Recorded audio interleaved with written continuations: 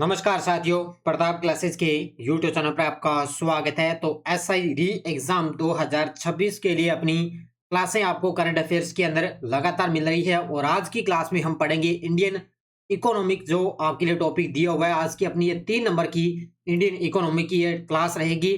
इसके अंदर आज अपनी पढ़ेंगे स्टॉक एक्सचेंज और शेयर बाजार के बारे में और राष्ट्रीय आय के बारे में, जहां से एसआई एग्जाम के अंदर 2 क्वेश्चन यहां से पूछे जाने की पूरे चांसेस है।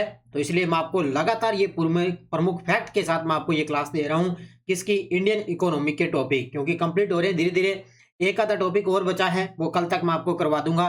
और इससे पहले मैंने 2 क्लासें आपको दे दी, जैसे मैंने बजट के बारे में मुख्य बातें करवा दी। इसके अलावा राजकोषीय घाटा वगैरह है, वैश्वीकरण उदारीकरण है, और इसके अलावा जो मुद्रास्फीति है उसके बारे में मैंने करवा दिया। आज अपने राष्ट्रीय आय और स्टॉक एक्सचेंज और शेयर बाजार के बारे में चर्चा करेंगे, जो एग्जाम की दृष्टि से बहुत ही महत्वपूर्ण है, क्योंकि इंडियन इकोनॉमी के अंदर ये स्पेशल टॉपिक दिया हुआ है और जाहिर सी बात है यहाँ क्वेश्चन लगभग ज्यादा चांस से पूछे जाते हैं। तो सभी साथी एक बार करेंगे सेशन को लाइक और शेयर। और ये एसआई 2021 की अपनी री एग्जाम 2026 इसकी टेस्ट सीरीज चल रही है प्रताप क्लासेज एप्लीकेशन में। ये आप मिलेगी कहाँ पे? प्रताप क्लासेज एप्लीकेशन में आपको ये टेस्ट सीरीज मिल जाएगी। अब ये जितनी भी क्लासें मैंने आपको करवाई है इन सभी की पीडीएफ आपको इसके अंदर उपलब्ध हो जाती है, ठीक है। और इसकी प्ले लिस्ट बनी हुई है एसआई री एग्जाम के नाम से। प्ले लिस्ट वाली सभी क्लासें आप देख सकते हो। खेल खिलाड़ी, पुरस्कार, चर्चित व्यक्ति, चर्चित स्थान, अंतरिक्ष प्रौद्योगिकी, प्रमुख युद्धाभ्यास, इसके अलावा सम्मेलन कार्यक्रम, ये सारे मैंने आपको करवा दिए, ठीक है। अब आगे और भी कोई मुख्य होगा करंट अफेयर्स के अंदर, वो मैं आपको अलग से करवाता जाऊंगा, ठीक है। तो सभी साथी एक बार कर दें सेशन को लाइक और शेयर। करते हैं स्टार्ट आज की क्लास। राष्ट्रीय आय और स्टॉक एक्सचेंज और शेयर बाजार के महत्वपूर्ण क्वेश्चनों के साथ आज की क्लास का पहला क्वेश्चन आपके सामने। भारत के स्टॉक एक्सचेंजों के संदर्भ में निम्न कथनों पर ध्यान दीजिए। इस प्रकार के क्वेश्चन आपको मिलेंगे एग्जाम के अंदर। अब ये आपके लिए मैं क्वेश्चन लेकर आऊँ, क्योंकि अभी ताजा ये अभी जो पिछला 6 अप्रैल को एग्जाम हुआ था एसआई के अंदर, उस प्रकार के अंदर ये क्वेश्चन आ चुका है। तो भारत का राष्ट्रीय स्टॉक एक्सचेंज 1991 में फेरवानी समिति की सिफारिशों के आधार पर स्थापित किया गया था, बिल्कुल सही है। बॉम्बे स्टॉक एक्सचेंज भारत का पहला एक्सचेंज था जिसने इलेक्ट्रॉनिक ट्रेडिंग सुविधा को शुरू किया था। बॉम्बे स्टॉक एक्सचेंज एशिया का सबसे पुराना स्टॉक एक्सचेंज है और ये विश्व का 10वां सबसे पुराना एक्सचेंज है। अब इसमें आपको बताना भी कौन सा कथन सही है। तो पहला इसके अंदर सही है और तीसरा भी सही है। 2 नंबर इसका गलत है। क्यों गलत है? क्योंकि यहाँ पे बॉम्बे स्टॉक एक्सचेंज है उसने नहीं, भारत का पहला एक्सचेंज जिसने इलेक्ट्रॉनिक ट्रेडिंग सुविधा शुरू की थी, इसने शुरू नहीं की थी, बल्कि इसकी जगह एक और है, सनल, नाम सुना होगा।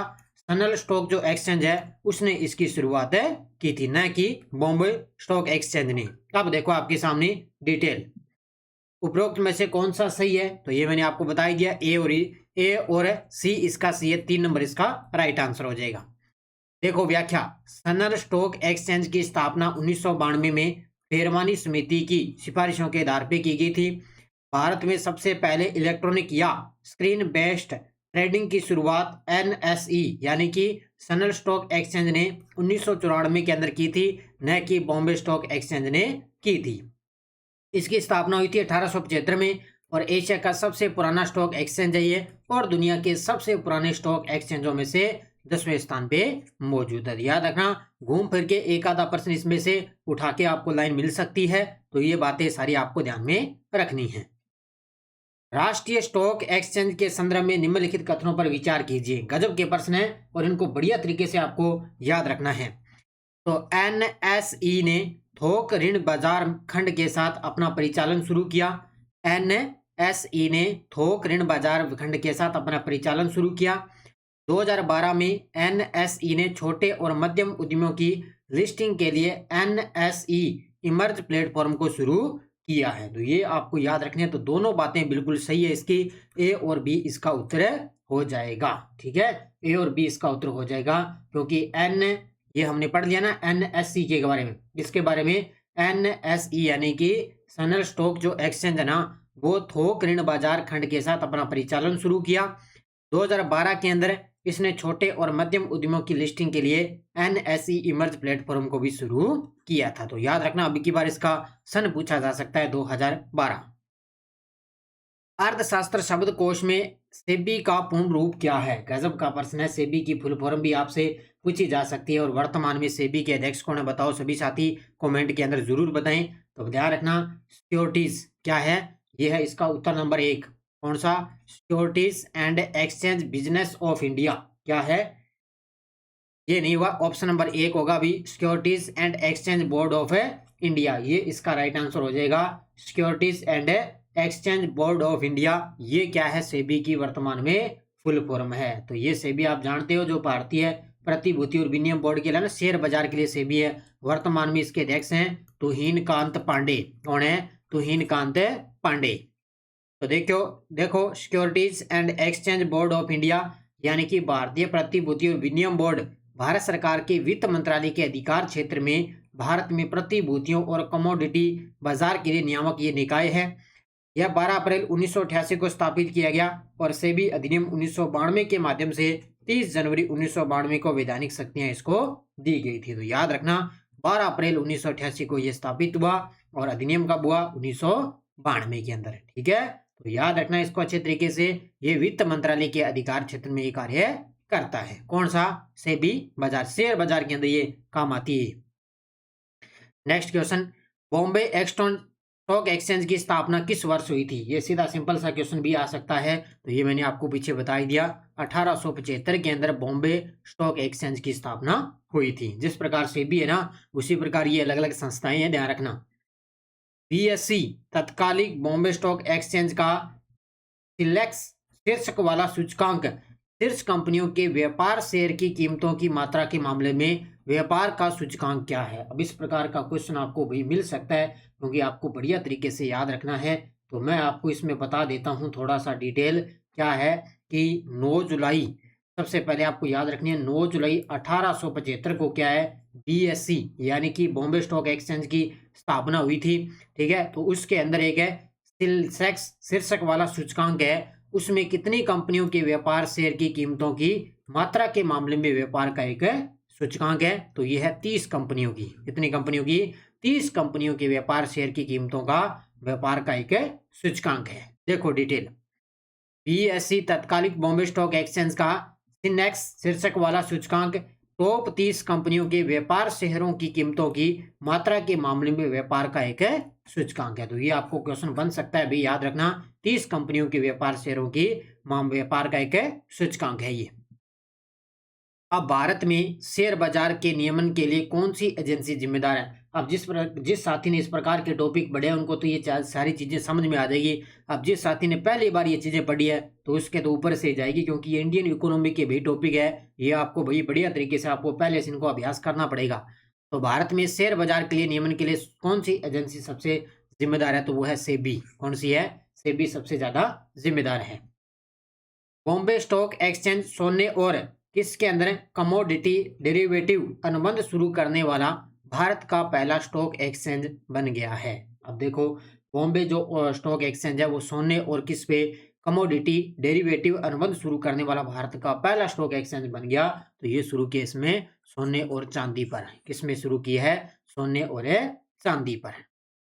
ठीक है, अगला, अब ये आपको याद रखना है, कौन सी प्रक्रिया है जिसके द्वारा भौतिक प्रमाण पत्र को इलेक्ट्रॉनिक प्रारूप में परिवर्तित किया जाता है? तो ये आपको याद रखना है, ऐसी कौन सी प्रक्रिया है जिसके द्वारा भौतिक प्रमाण पत्र को इलेक्ट्रॉनिक प्रारूप में जो है परिवर्तित किया जाता है?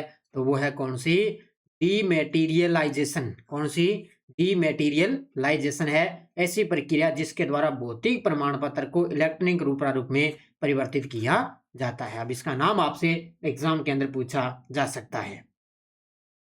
भारत में निम्न संस्थाओं को उनकी स्थापना के कालक्रम अनुसार व्यवस्थित करना है, प्राचीन से नवीनतम। अब आपको इनका सन याद होना चाहिए। नाबार्ड की स्थापना कब हुई थी? सेबी की स्थापना कब हुई? सिडबी की कब हुई थी? ईसीजीसी की कब हुई थी? ये चारों पांचों आपको याद रखनी है। सबसे पहले मैं आपको बताता हूँ, जी ईसीजी है ना, इसकी स्थापना हुई थी 1957 के अंदर। ठीक है, 1957 के अंदर। नाबार्ड की स्थापना हुई थी 1982 के अंदर, और सिडबी की स्थापना हुई थी 1990 के अंदर, 1990 में, और सेबी की स्थापना 1992 के अंदर हुई थी। ये आपको याद रखने हैं। अब इनका आप क्रम देख सकते हो, प्राचीन से नवीनतम, यानी कि सीधी सी बात है, सबसे पहले डी आएगा।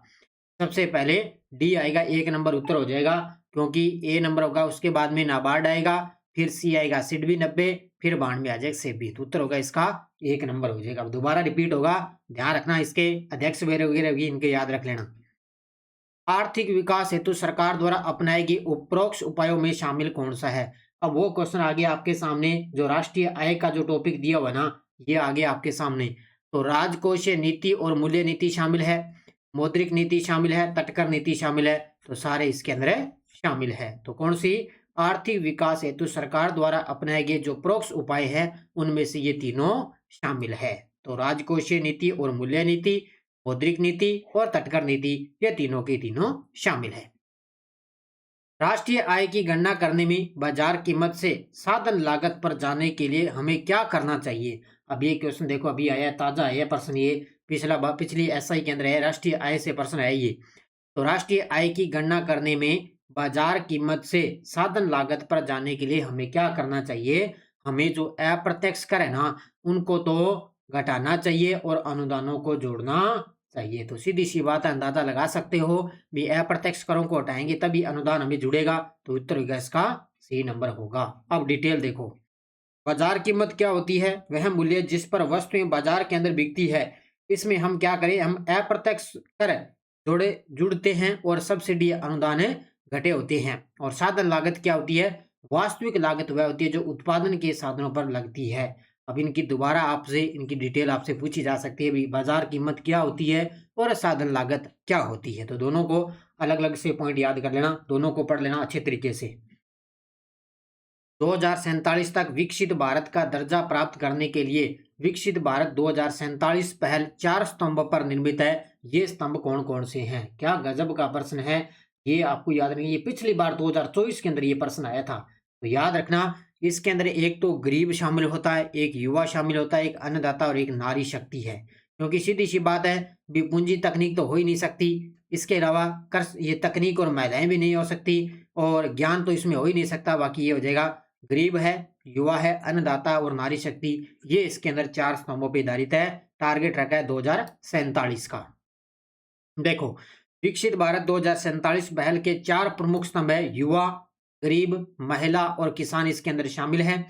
2047 तक भारत को एक विकसित राष्ट्र बनाने के लक्ष्य के लिए इन वर्गों के सशक्तिकरण पर केंद्रित है, जिसमें आर्थिक विकास, सामाजिक समानता और सुशासन के साथ साथ समावेशी विकास सुनिश्चित करना शामिल है। ये आपको याद रखें, क्योंकि हर हमने डेली की क्लास में पढ़ा है कि 2047 तक भारत को एक विकसित राष्ट्र बनाना है, तो इसका टारगेट 2047 से रखा है। सूची 1 को सूची 2 से मिलान करना है। अब ये देखो, गजब का प्रश्न, क्या बात है भी। सूची 1 को सूची 2 से मिलान करना है। ये भी पिछली बार 2024 के अंदर ये सब इंस्पेक्टर टेलीकॉम का जो पेपर हुआ था ना, उसके अंदर ये प्रश्न आया। देखो क्या बात है। अब इसमें मिलान करो आप। आधार कीमतों पर सकल मूल्य संवर्धन डिफ्लेटर, ये इसका क्या होगा? इसका होगा सी नंबर, यानी कि बाजार कीमतों पर सकल घरेलू उत्पाद है शुद्ध उत्पाद करके, ये होगा इसका। अब पढ़ लेना इनको बढ़िया तरीके से, अलग से नोट कर लेना इनको। स्थिर कीमतों पर सकल मूल्य संवर्धन क्या होगा? तो इसका होगा मौद्रिक सकल घरेलू उत्पाद है भाग जीडीपी, ये होगा इसका। और साधन लागत पर सकल मूल्य संवर्धन पर है, ये क्या होगा इसका? इसका देखें तो इसका होगा डी नंबर, यानी कि बाजार कीमतों पर सकल घरेलू उत्पाद माइनस शुद्ध अप्रत्यक्ष कर, ये होगा। और 4 नंबर है बाजार कीमतों पर सकल मूल्य संवर्धन होगा बाजार कीमतों पर सकल घरेलू उत्पाद। अब देखो, इस प्रकार के क्वेश्चन आएंगे आपको, ठीक है। तो पहले का सी हो जाएगा, दूसरे का ए है, तीसरे का डी हो जाएगा और चौथे का ए हो जाएगा, ठीक है। तो ये आपको याद रखना है, ये लास्ट का बी हो जाएगा।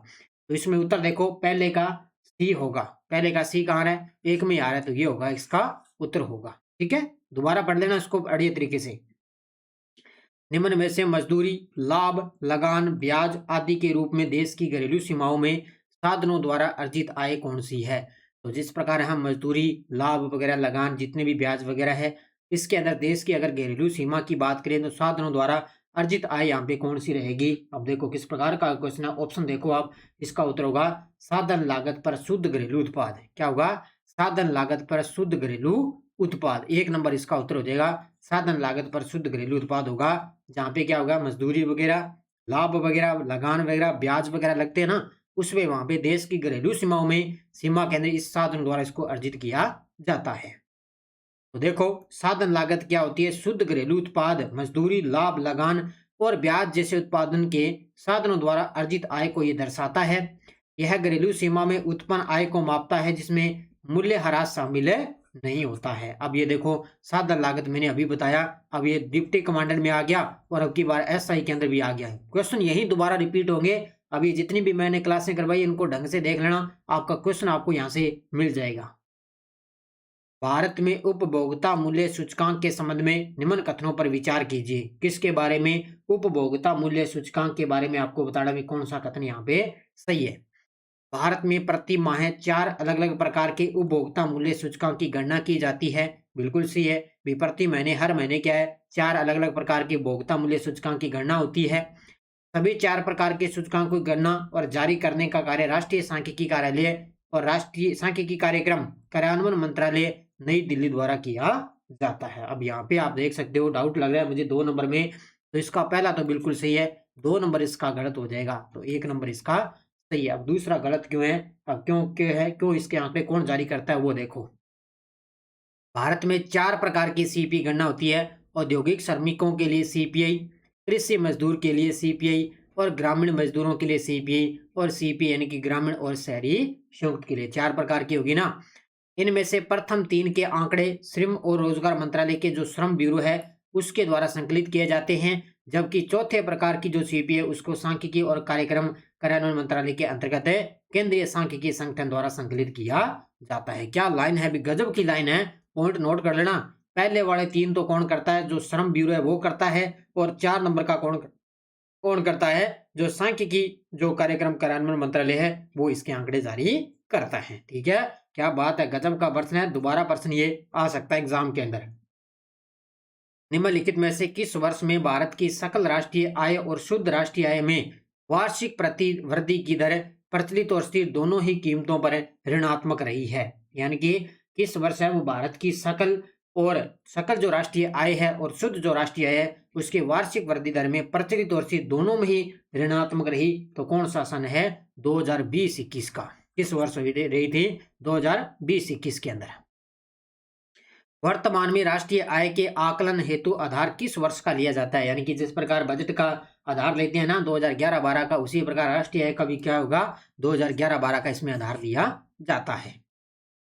सकल उत्पाद के संदर्भ में पीपी का अर्थ क्या है? यानी कि पीपीपी, इन तीनों का अर्थ क्या है? तो सकल उत्पाद के संदर्भ में पीपी का अर्थ क्या है? ये दोबारा प्रश्न आ सकता है। तो इसका उत्तर हो गया क्रय शक्ति क्षमता, ऑप्शन नंबर 1, यानी कि परचेजिंग पावर पार्टी क्रय शक्ति क्षमता, ये इसका उत्तर होगा। पीपी का अर्थ होता है। ये थी आज की अपनी क्लास। ठीक है, तो ये इतने सारे प्रश्न थे, लगभग मैंने 30 ही क्वेश्चन करवाए हैं, ज्यादा तो आपको मतलब नहीं इनका पढ़ने का। अब जितने मैंने लगभग मुख्य करवा दिए। राष्ट्रीय आय के बारे में, स्टॉक एक्सचेंज जो शेयर बाजार है उसके बारे में मैंने क्वेश्चन आपको करवा दिए। इससे पहले मैंने आपको बजट निर्माण और जो बैंकिंग वगैरह उसका करवा दिया। इसके अलावा मुद्रास्फीति और राजकोषीय घाटा वगैरह करवा दिया, और इसके अलावा मैंने जो उदारीकरण वैश्वीकरण है वो भी मैंने आपको करवा दी है। तो इसकी प्ले लिस्ट बनी हुई भी, जिस भी साथी ने क्लासें नहीं देखी है मैं लगातार करवा रहा हूँ। फिर मत कहना सर ये हमें क्लासें करवाई नहीं है, बार बार आपको टेलीग्राम पे लिंक मिल रहा है, सूचना मिल रही है, और पीडीएफ वगैरह इस टेस्ट सीरीज के अंदर आपको उपलब्ध हो रही है। तो इनको आप अच्छे तरीके से ज्वाइन करो, मेहनत करो अच्छे तरीके से। ठीक है, बाकी सीएटी की, आरएस की, करंट अफेयर्स की अपनी टेस्ट सीरीज चल रही है, इसके अंदर आपको कल आपको इसकी पीडीएफ आपको उपलब्ध हो जाएगी। ठीक है, तो आप अच्छे तरीके से पढ़ो, मेहनत करो, और लगातार आपको ये क्लासें दी जा रही है। बस आप अगर चीजें नहीं समझ में आ रही, इनको आप अलग से पढ़ के लिख के इनको याद कर सकते हो। तो सभी साथी करेंगे। वीडियो को जाते जाते लाइक शेयर। धन्यवाद। जय हिंद, जय भारत, जय राजस्थान।